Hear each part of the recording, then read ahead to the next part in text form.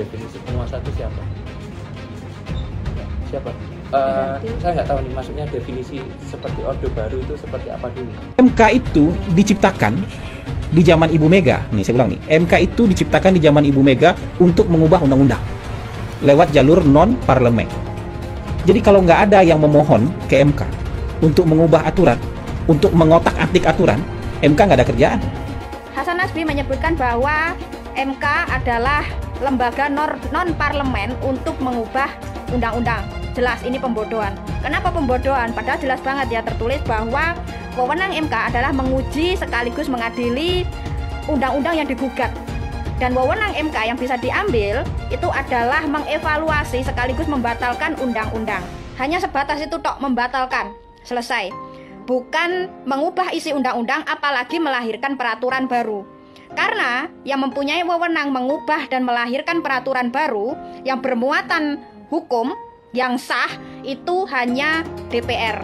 Jadi kalau sekarang Pak Hasan Nasbi niatnya ingin membersihkan nama Gibran, harusnya kemarin memberikan arahan kepada tim hukum untuk segera melimpahkan hasil putusan MK itu ke DPR untuk selanjutnya direvisi dan disahkan menjadi wujud undang-undang. Bukan dengan caranya yang sekarang, menggiring opini publik, menggiring pemikiran publik dan memanfaatkan ketidaktahuan publik soal apa wewenang MK yang sebenarnya, dan dengan sengaja konsultan politik ini memplesetkan wewenang MK yang harusnya menguji dan membatalkan undang-undang yang digugat, ini malah disebut bisa mengubah isi undang-undang.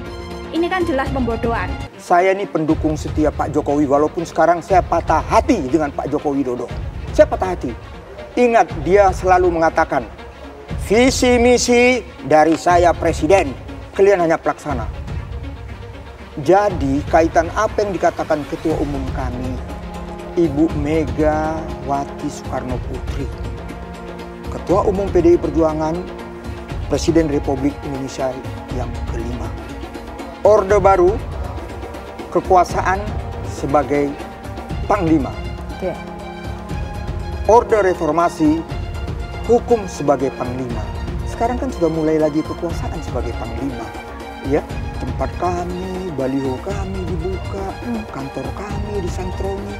Belum lagi kepala-kepala desa dipanggilin yang pro kami, ya, nggak tanggung-tanggung lagi. Dirkrim sus, bukan kurang apa lagi itu MK sampai mengeluarkan keputusan dengan MK. Kurang apa? Udahlah, kita semua udah tahu, rakyat di bawah juga tahu kok. Rakyat di bawah bagaimana Gibran, jadi bagaimana Prabowo. Apa sih bangga dipanggil gemoy? Ngerti nggak sih arti gemoy itu apa? Itu artinya gembrot letoy, ya kan? Itu harus bangga dipanggil gemoy. Padahal artinya gembrot letoy. Faktanya memang gembrot lah ya. Republik ini penuh dengan pengorbanan, tahu tidak? Mengapa sekarang kalian yang baru berkuasa itu mau bertindak seperti waktu zaman Orde Baru?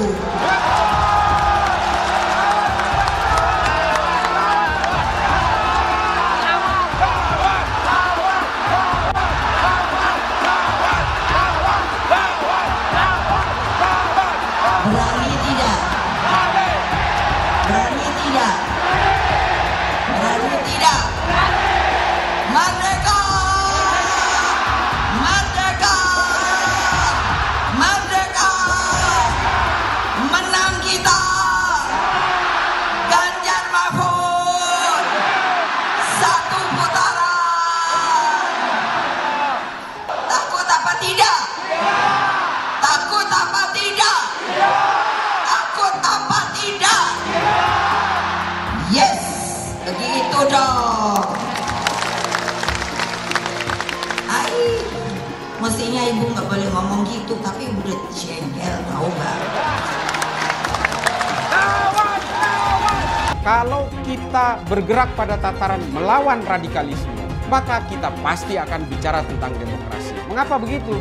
Karena kelompok radikal ekstrim teror yang mengatasnamakan agama pasti mengharamkan demokrasi. Mereka menganggap bahwa demokrasi adalah produk manusia yang selalu diharamkan oleh mereka. kawan-kawanku sekalian, saya tetap tidak akan pernah lengser dari perjuangan saya untuk melawan radikalisme. Sementara di sisi lain, kita juga harus menjaga demokrasi ini sebagai entitas perlawanan terhadap kelompok-kelompok yang ingin menumbangkan NKRI, yang ingin menumbangkan Pancasila, dan mereka yang punya niatan-niatan untuk membawa bangsa ini ke arah intoleransi. Kemungkinan koalisi Ganjar dan Anies Baswedan, apakah itu mungkin akan terjadi? Dukung Ganjar dan Anies tentu punya kecemasan bersama bahwa pemilu kali ini punya potensi kecurangan luar biasa dan potensi penggunaan alat kekuasaan. Saya tetap memprediksi bahwa tetap akan terjadi 2 putaran. Beda nih dengan yang dipropagandakan oleh Prabowo, bahwa pemilu nanti akan berlangsung cuma 1 putaran saja. Sekian puluh persen pendukung Anies kemungkinan di putaran kedua akan pindah ke Ganjar melawan Gibran. Mereka nggak suka Anies menang sebenarnya, tapi lebih tidak suka lagi kalau Prabowo yang menang. Ini juga masuk akal. Jadi prediksi saya, di putaran kedua nanti, kalau kubu Ganjar yang lolos, maka sebagian besar pendukung Anies juga akan lari ke Ganjar. Ini masuk akal sih, karena pendukung Anies kebanyakan adalah pembenci Jokowi. Meskipun sebagian besar dari mereka dulu adalah pendukung Prabowo.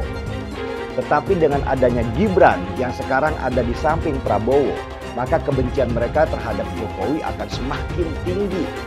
Dan lebih baik buat mereka memilih yang buruk dari yang terburuk, yaitu Ganjar Pranowo. Kiraan saya dari kacamata intelijen, itu strateginya saya lihat mungkin strategi sasarannya 1 putaran. Jadi kalau menurut perkiraan intelijen ini hari, dan kalau tidak ada perubahan yang signifikan, Prabowo, Gibran akan menang. Ini semua yang nanti siap menampung masa atau pemilihnya Anies Baswedan 2 putaran. Dengan asumsi Anies Baswedan kalah hingga 2 putaran, mereka akan masuk semua ke sini. Tidak mungkin keagama. Itu analisa saya. Untuk seorang nasionalis, tempat berdiri saya hanya 1. Bukan pasang kaki, enggak. Pasang kaki 2, 3, enggak. Hanya pasang kaki di 1 tempat, yaitu di tempat orang-orang yang nasionalis, yang berwawasan kebangsaan, yang berfilsafat hidup Pancasila. Seperti Prabowo itu menyatukan diri dengan Jokowi waktu sesudah Pilpres bersatu lagi. Mereka bersatu karena punya satu wawasan kebangsaan, punya prinsip bahwa seorang nasionalis harus 1. Kalau sekarang sampai 2, itu menurut saya itu yang salah, bukannya saya yang salah.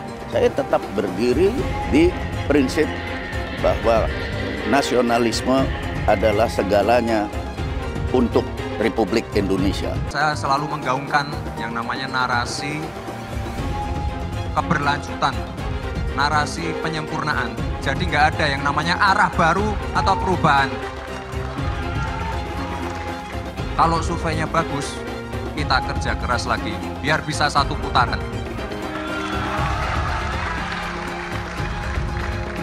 Bahwa sudah saatnya pemuda memimpin bangsa Indonesia. Prabowo Gibran. Saya ulangi sekali lagi semua, Prabowo Gibran. Cara reformasi dilokomotif juga oleh anak muda. Terus kenapa orang mempersoalkan kalau anak muda yang memimpin bangsa ini? Pemuda lah yang akan menentukan siapa capres dan cawapres yang akan menang di pertarungan Pilpres 2024. Nah, yang pasti kalau buat saya dibandingkan misalnya Pak Gibran jadi maju gitu, Mas Gibran gitu ya. Ya saya pilih Ganjar sama Mahfud lah, karena lebih teruji kan. Karena jadi wali kota baru 2 tahun 3 tahun kan belum teruji juga. Ini urus negara loh, mau jadi presiden loh. Kalau Anda belum lengkap, belum pernah di legislatif, belum nasional ya, maksud DPR, kan DPR belum ngerti nih pemerintahan seperti apa. Anda belum pernah di eksekutif yang tingkat provinsi, Anda nggak ngerti jadi presiden nanti. Ini bukan soal belajar coba-coba loh. Ini negara dipertaruhkan untuk 2045. Kita kan mau mencapai 100 tahun ini mau jadi apa? Kalau coba-coba, ini negara sebentar lagi 300 juta penduduk kita. Mana boleh kita kasih orang coba-coba. Saya tidak meremehkan anak muda ya. Anak muda bisa lebih kreatif gitu ya. Tapi bicara tata negara harus mengerti konstitusi. Anda bukan hanya untuk berani untuk maju. Kalau cuma berani maju, banyak bisa kita pilih orang berani maju. Tapi yang lengkap dengan track record ini kan butuh waktu pembuktian. Pasti. Pak Ganjar, Pak Mahfud yang lebih pengalaman. Saya tidak mau anak cucu saya harus nunggu sekian tahun lagi. Pengalaman Jakarta gitu kan, nunggu lagi mundur. Males sudah. Jadi kita nggak usah coba-coba deh. Udah jangan dengerin janji-janji manis orang. Buktikan aja selama ini bagaimana. Lebih setuju lagi apa yang disampaikan calon presiden Pak Ganjar Pranowo. Tadi saya bisik-bisik ke beliau, Pak, nanti habis dilantik, besoknya langsung masuk ke kedaulatan pangan. Nggak usah lama-lama. Perencanaannya disiapkan sekarang, begitu dilantik besok langsung masuk ke kerja kedaulatan pangan. Sehingga swasembada pangan, ketahanan pangan, kedaulatan pangan itu betul-betul kita miliki. Dan saya yakin Pak Ganjar mampu menyelesaikan ini. Ya kita jujur aja ngomong, kalau Anda mau jadi presiden dan wakil presiden, nah, kalau tanya sama saya, kamu mau jadi politisi, mau jadi apa sih? Ya kalau nggak beres negara ini, ya saya mau jadi presiden. Kan cuma jadi presiden bisa cepat membereskan itu. Coba lihat, kayak di DKI, kok nggak ada Ahok, nggak ada demo. Kalau Ahok nggak nyalon kan nggak ada masalah kemarin. Coba kalau ada Ahok, jadi Ahok itu adalah orang yang tidak boleh di politik. Karena dia membuat bangsa ini tidak bisa bersatu. Itu terbalik-balik. Yang pengen pecahin orang siapa? Kok saya yang dituduh? Ini bagi saya itu aneh gitu loh. Tapi itu fakta. Nah, makanya saya tetap ada di PDI Perjuangan. Karena satu-satu partai yang tetap mencalonkan saya di DKI dengan ancaman macam-macam hanya PDI Perjuangan. Kata Ibu Mega, mau jadi apa bangsa ini? Kalau kamu Pak Ahok yang bisa kerja, yang jujur, tidak boleh mencalonkan diri. Masa orang yang nggak jujur, yang itu mau yang bisa dicalon, katanya mau jadi apa, bisa kerja apa? Makanya saya pribadi ya putuskan ya ikut Ibu Megawati, PDI Perjuangan. Saya lihat dia bisa berani terang-terangan. Kalau di DKI dulu saya sudah mundur, dianggap bikin kacau, bisa bikin demo. Ini sesuatu yang aneh menurut saya gitu loh. Nah, Ibu Mega nggak boleh mundur, harus maju. Mau jadi apa bangsa ini katanya? Kalau kamu ditekan untuk mundur. Nah itu yang saya sampaikan.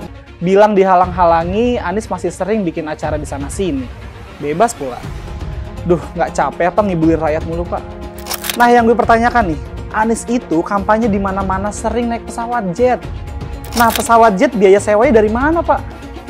Atau itu pesawat jetnya siapa, Pak? Coba jujur deh. Karena setahu gue nih, itu punya bos Anda, Surya Paloh. Anies bicara soal pendidikan. Padahal waktu dia di Jakarta, dia sendiri nggak mampu buat memberikan bangku sekolah yang cukup waktu mimpin di Jakarta. Artinya, dia nggak mampu memberikan bukti kalau omongan dia itu bisa dilaksanakan. Anies bilang, setiap jabatan harus diisi sama orang-orang yang kompeten. Lah, faktanya di Jakarta, beberapa jabatan diisi sama orang-orang dekatnya dia. Nggak kompeten pula. Terus TGUPP. Itu yang jumlahnya seabrek-abrek, fungsinya buat apa, Pak? Kok Jakarta makin berantakan sih? Sekali lagi, Anies nggak bisa membuktikan omongannya. Anies bilang dia akan membuka lapangan kerja. Yang dulu janjinya 200.000 lapangan kerja, ternyata cuma ngomong kosong, alias cuma janji palsu. Soal pembangunan yang berkelanjutan. Dia bilang di Jakarta dia udah meneruskan yang udah baik. Lu jangan percaya ya, itu ngibul. Faktanya, nggak seperti itu loh. Belum lagi nih, program penanggulangan banjir. Jadi di daerah Jakarta itu ada daerah yang sebelumnya udah bebas banjir. Pas Anies mimpin, kok bisa-bisanya daerah itu banjir lagi? Gimana nggak banjir kalau kalinya udah nggak pernah dikeruk sama dibersihin, Pak? Kalau soal Jakarta, gue bisa bicara banyak deh. Jadi gue saksi bobroknya kepemimpinan Anies di Jakarta. Dan gue bisa pastiin, omongan manisnya Anies soal apa yang dia lakukan waktu mimpin Jakarta itu banyak nimbulnya. Milih Anies dan Imin setidaknya sudah menyelamatkan Indonesia dari kehancuran. Gus Dur saja dikudetanya, apalagi rakyat. Yang satu memang jago kata-kata, jago beretorika, nggak kelawan kalau soal kata-kata. Di sisi lain, kita sama-sama melihat yang sudah ditulis pakai tangan dia sendiri, pakai hati dia sendiri, lagi dia ingkari, apalagi hanya mengandalkan kata-kata dan janji. Pun demikian dengan janji Cak Ponimin. Gus Muhaimin memberikan program siapapun yang hamil yang ada di muka bumi Indonesia ini akan diberikan tunjangan selama hamil. Karena itu yang masih jomblo secepatnya nikah, hamil, dibiayai kehamilannya oleh Gus Muhaimin.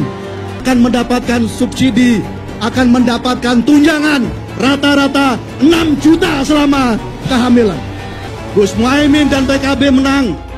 Semua yang punya sepeda motor, BBM-nya kita subsidi gratis tanpa biaya. Siapa yang di sini punya sepeda motor? Tahun 2024 PKB menang, Gus Muhaimin presiden, disubsidi serendah-rendahnya harga subsidi BBM. Kalau PKB sekarang bukan PKB Gus Dur, ini PKB Caimin. Jadi beda, PKB-nya sudah beda. Jadi nggak bisa lagi menurut saya, memang masih tetap jualan nama Gus Dur, itu ada larangannya jelas sekali. Tapi ya namanya orang masih mencuri-curi, kebiasaan kayaknya mencuri-curi. Mencuri partai, sekarang mencuri gambar. Gus Dur pendiri partai, orang yang dikatakan oleh Caimin sebagai guru politiknya, malah dikudeta, apalagi rakyat. Susah kan mau milih pemimpin seperti itu nanti? Pak Prabowo hari ini adalah calon presiden dari Partai Gerindra. Saya sampaikan berkali-kali bahwa saya tidak ingin menjegal, saya tidak mau menjadi orang yang dibawa untuk berhadapan dengan Pak Prabowo dan menghentikan Pak Prabowo. Saya tidak mau. Dan saya katakan itu kepada siapapun yang datang kepada saya untuk berbicara tentang calon presiden. Yang nanti anak saya dan anak-anak saya akan ingat itu. Nah, saya tidak mau mengkhianati, menikam pada orang yang dulu sudah bekerja, membantu, dan berjuang bersama. Bapak Politik Identitas Indonesia Anies Baswedan, Bapak Intoleransi Indonesia Anies Baswedan, jangan lupakan, jangan terlena, jangan sampai dia pecahkan kita dengan dagangan ayat dan mayatnya. Air itu turun dari langit, turunnya ke atap rumah langsung sumur bor, bukan ke sungai dan ke laut. Saya mensyukuri kenapa kalah, kenapa ditahan. Saya bersyukur atas itu semua. Saya coba bayangkan ya, kalau seandainya waktu itu kita menang gitu ya, hari ini belum tentu kita bisa nikmati seperti ini. Kita bersyukur 5 tahun Tuhan izinkan kasih ke orang yang pintar ngomong untuk kerja. Coba kalau kita bayangkan gitu ya, kalau kemarin saya masih jadi gubernur, ini saya udah turun ini. Tapi yang pintar ngomong itu dikira orang hebat kan? Ini lebih berbahaya tahun 2024, langsung ketahuan karakternya. Langsung ketahuan itu. Di saya juga ada kutipan Pak di kamar saya Pak. Tulisannya, Jakarta telah mengambil keputusan yang fatal. Jangan hanya konsentrasi pada pembangunan benda-benda mati yang indah difoto dan bisa ditunjukkan dalam 5 tahun hasilnya. Kalau kita mau menilai sebuah janji, maka lihat janjinya atau lihat kenyataannya. Dulu janjinya apa ya? Dan ini aneh, betul-betul aneh. Ini bukan kampanye, tapi saya sampaikan di sini. Di satu sisi menyiapkan jalur-jalur air untuk dikirim ke laut, di sisi lain di lautnya dipasang dengan pulau reklamasi, tinggal tunggu waktu jadi rob, air balik. Dan ini melawan sunatullah. Kenapa? Air itu turun dari langit ke bumi, bukan ke laut. Harusnya dimasukkan ke dalam bumi, masukkan tanah. Di seluruh dunia air jatuh itu dimasukkan ke tanah. Bukan dialirkan pakai gorong-gorong raksasa ke laut. Jakarta telah mengambil keputusan yang fatal. Bukan banjir, itu memang parkir air. Bukan banjir, itu memang parkir air. Masyarakat berkeliling dengan membawa toa untuk memberitahu semuanya, termasuk sirine. Ibon 82 miliar. Apa alat transportasi yang dimiliki oleh hampir setiap orang? Alat transportasi yang dimiliki semua orang adalah kaki. Kalau seandainya orang Jakarta percaya Pak Anies jadi gubernur pun, saya berani jamin kok dia akan lakukan normalisasi yang sama seperti saya lakukan kok. Gak usah bohong lah. Ketika air sampai di muara, maka siap untuk dipompa ke laut. Pancasila Soekarno, ketuhanan ada di pantai. Anak Tuhan dari mana? Kalau Yesus anak Tuhan, bidangnya siapa? Besok di seluruh wilayah Indonesia kami katakan dan iblis hanya menggoda orang yang beriman. Makanya jarang-jarang orang kafir kerasukan setan. Yang kerasukan setan itu orang baik-baik. Jarang, saya belum pernah nengok Cina kerasukan setan. Pernah tak Ahok itu kerasukan setan? Enggak, setannya juga pernah. Karena sesama setan dilarang saling menggoda. Karena di salib itu ada jin kafir. Karena di salib itu ada jin kafir. Karena di salib itu ada jin kafir. Haleluya. Kepalanya ke kiri apa ke kanan? Kepalanya ke kiri apa ke kanan? Tetap percaya salib itu lambang mulia, bukan jin. Kok ketawa? Aku nggak nyindir siapa-siapa loh. Saya nggak pernah mundur untuk kebenaran, keadilan, kejujuran, dan peri kemanusiaan. Gue nggak pernah mundur. Dan gue nggak pernah takut juga sama lu. Siapapun yang rasis, gue akan hadapin. Karena rasis itu tidak berperi kemanusiaan. Sama saya ditanya dulu kan, kamu nyesel nggak statement kamu di Pulau Seribu sehingga masih masuk penjara? Tidak pernah nyesel, karena saya mengatakan kebenaran. Anies merupakan antitesis daripada Pak Jokowi. Antitesis artinya bertolak belakang dengan Jokowi.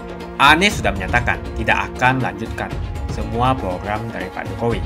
Jadi semua pembangunan yang dilakukan oleh Pak Jokowi akan dihentikan oleh Anies jika Anies menjadi presiden. Lagi pula Anies didukung oleh khilafah, dan pendukung Anies adalah ormas seperti FPI dan HTI. Apa kita mau FPI dan HTI kembali di Indonesia jika Anies memimpin? Anies juga dikenal sebagai bapak politik identitas yang menghalalkan segala cara untuk menggapai kekuasaannya, termasuk menggunakan politik identitas berbasis agama. Lihatlah di kasus Ahok waktu itu. Kita sudah bisa melihat hasil kerja Anies selama 5 tahun di Jakarta. Tidak ada satupun janji yang dipenuhi dan tidak ada kinerja yang bisa dibanggakan. Dari DP 0%, OKOC, kelebihan bayar, Formula E, banjir, sumber resapan, jalan rusak, dan gonta-ganti nama jalan. Lihatlah rekam jejak Anies selama 5 tahun. Bayangkan Indonesia ke depan jika dipimpin oleh Anies. Dan bayangkan jika Anies menang. HTI dan FPI, ormas khilafah yang dibubarkan itu akan dikembalikan oleh Anies. Apakah kita mau Pancasila diganti jadi khilafah? Perkataan Ahok sudah terbukti dan Jakarta sudah menjadi korban. Jangan biarkan Indonesia menjadi korban kibulan Anies Baswedan. Umat minoritas, terutama kaum Tionghoa, tidak akan memilih Anies Baswedan. Kalau ternyata misalnya Prabowo menjadi presiden, tangannya sangat bertuah untuk bangsa ini. Mulutnya, lidahnya bisa mempengaruhi arah perjalanan bangsa ini. Kalau kemudian ternyata semua kekuatan simpul-simpul Pak Jokowi yang ada hari ini kemudian diputus oleh Pak Prabowo, Pak Jokowi mau apa? Banyak orang yang masih punya pikiran begini. Pak Jokowi ikut serta cawe-cawe dalam Pilpres kali ini. Dengan anggapan bahwa kalau nanti Prabowo misalnya menang, Pak Prabowo akan dikendalikan oleh Jokowi melalui cawapresnya hari ini, yaitu Gibran. Mari kita kupas tentang ini, kita berandai-andai. Kita berbicara tentang seandainya Prabowo memenangkan Pilpres kali ini. Apa yang akan terjadi? Sekelas Prabowo, kalau kemudian kita percaya bahwa nanti dia akan bisa berbagi konsesi kekuasaan dan wewenang di dalam pemerintahan, saya meragukan itu. kita berbicara tentang kekuatan politik yang tidak mungkin ada dua matahari di dalam satu negara. Banyak kejadian penting di berbagai negara lain ketika mantan presiden dan presiden yang terpilih merasa bisa mengendalikan negara, pada akhirnya yang terjadi adalah pecah kongsi. Lalu kita rakyat biasa ini bisa berbuat apa? Kalau kemudian Pak Jokowi justru dibuntungi oleh Prabowo yang saat itu sudah menjadi presiden. Kalau ternyata kekuatan Pak Jokowi di TNI, Polri, dan berbagai lembaga yang menurut Pak Jokowi hari ini menjadi sumber kekuatan Pak Jokowi, kalau ternyata sama Prabowo ketika dia dilantik menjadi presiden, lalu semua orang itu dibuntungi semua, diganti dengan orang-orangnya, Pak Jokowi mau apa? Dan Gibran kemudian dilemahkan dengan berbagai caranya. Lalu kemudian hari ini dengan Pak Jokowi mendukung Prabowo, seolah-olah Prabowo sudah menjadi anak manis. Saya meragukan itu. Secara historik berbagai sejarah politik mulai dari zaman Titus Vespasian sampai hari ini, tidak ada satupun yang sanggup berdiri dengan dua matahari kembar dalam satu negara, dalam satu kekuatan politik. Ini tidak mungkin. Itu yang kemudian menjadi pertanyaan dari kami. Oke lah Pak Jokowi misalnya sadar bahwa berbagai cita-citanya belum terlaksana di negara ini sehingga perlu ada sustainability, perlu ada continuity di berbagai tujuan-tujuan Pak Jokowi hari ini. Tapi kenapa harus Prabowo? Tanda tangannya bisa mengubah apapun. Keputusannya bisa berlaku untuk apapun. Pak Jokowi yang sudah demisioner dari presiden tidak mungkin akan bisa berbuat apa-apa. Mari kita pertimbangkan itu. Prabowo 2 kali pilpres dikalahkan oleh Pak Jokowi. Masih ada deposit dendam di dalam kepalanya. Dia dipermalukan 2 kali oleh Pak Jokowi. Salah satu produk reformasi, manusia antah berantah, bukan kalangan priai, tiba-tiba memenangkan Pilpres 2014, bisa memenangkan Pilpres 2019 dengan berbagai caranya, hingga kemudian Prabowo betul-betul diputus tujuan dan cita-cita politiknya.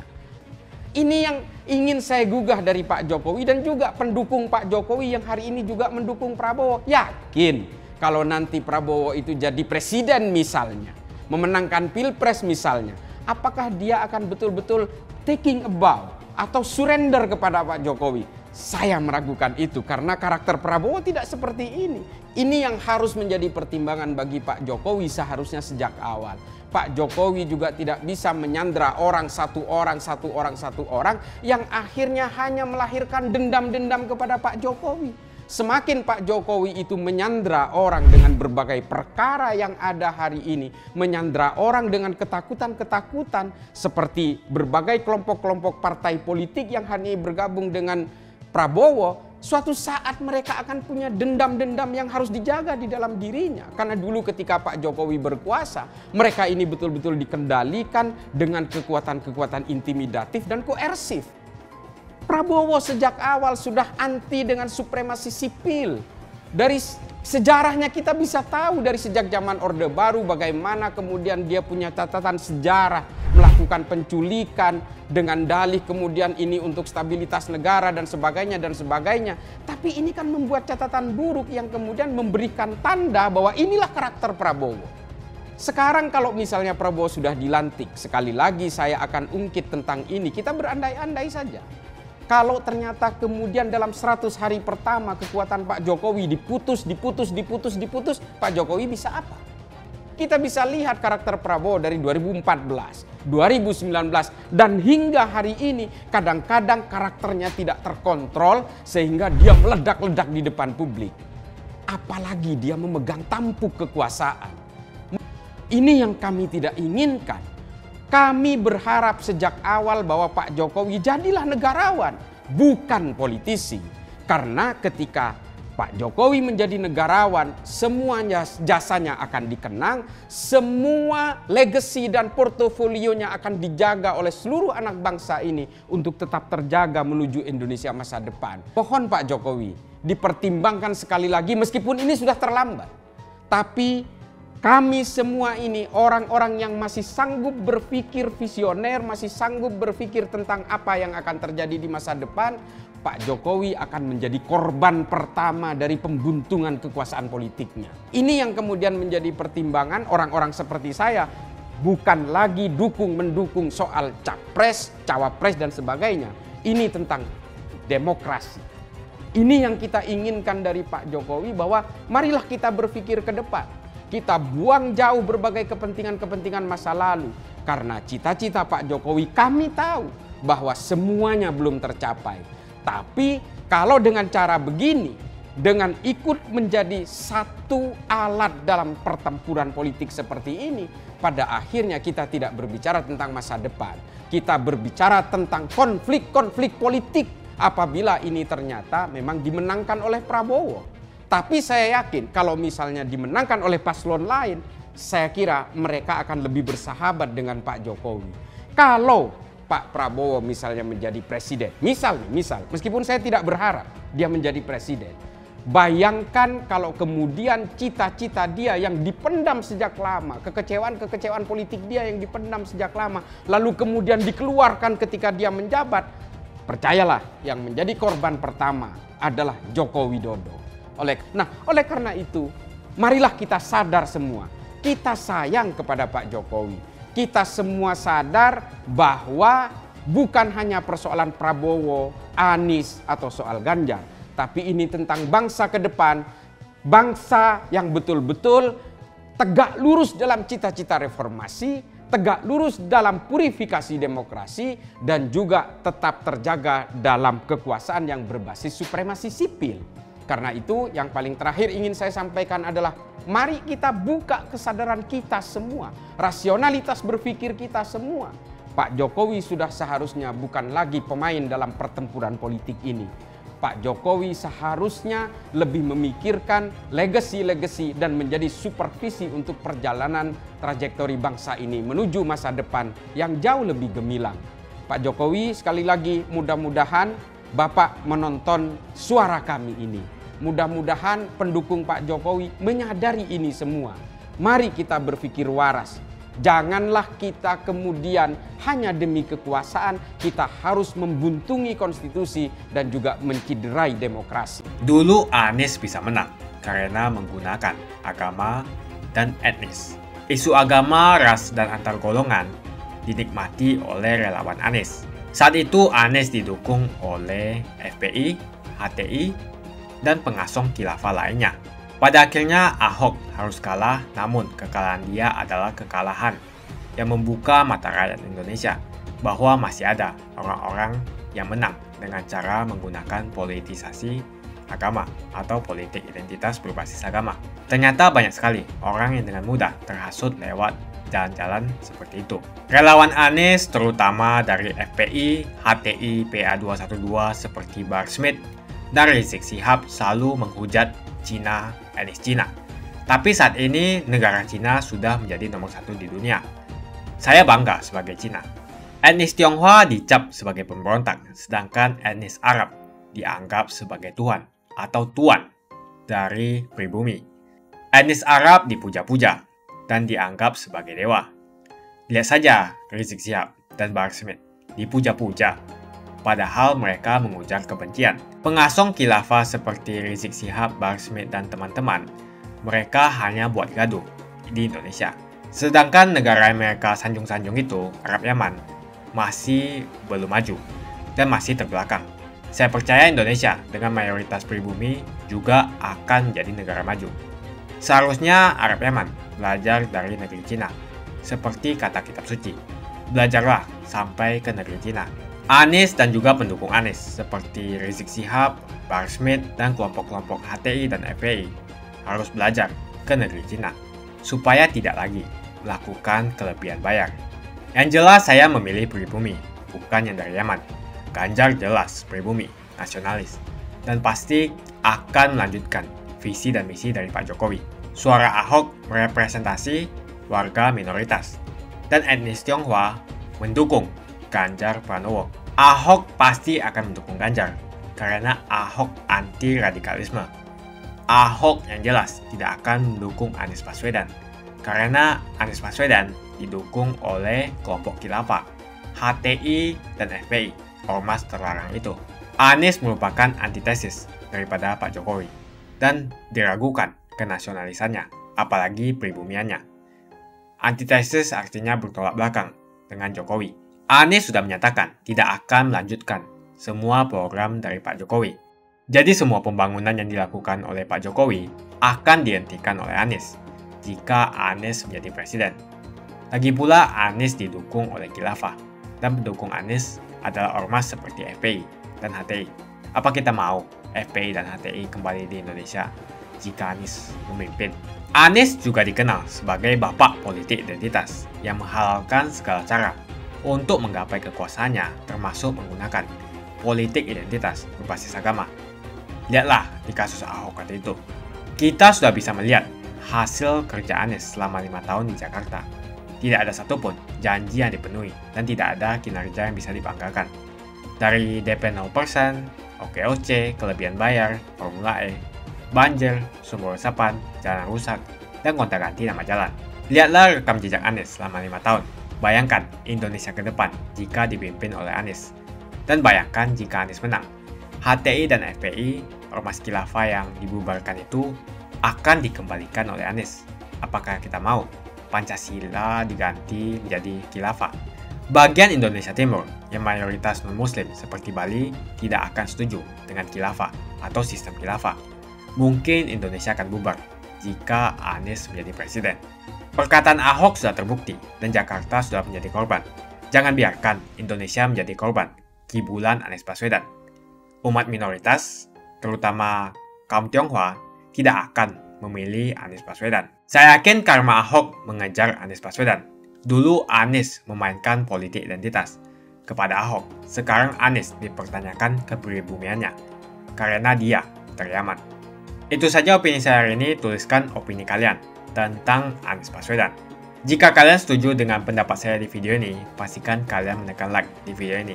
Dan bagikan video ini ke teman dan family Anda supaya mereka semua mengetahui tentang informasi ini.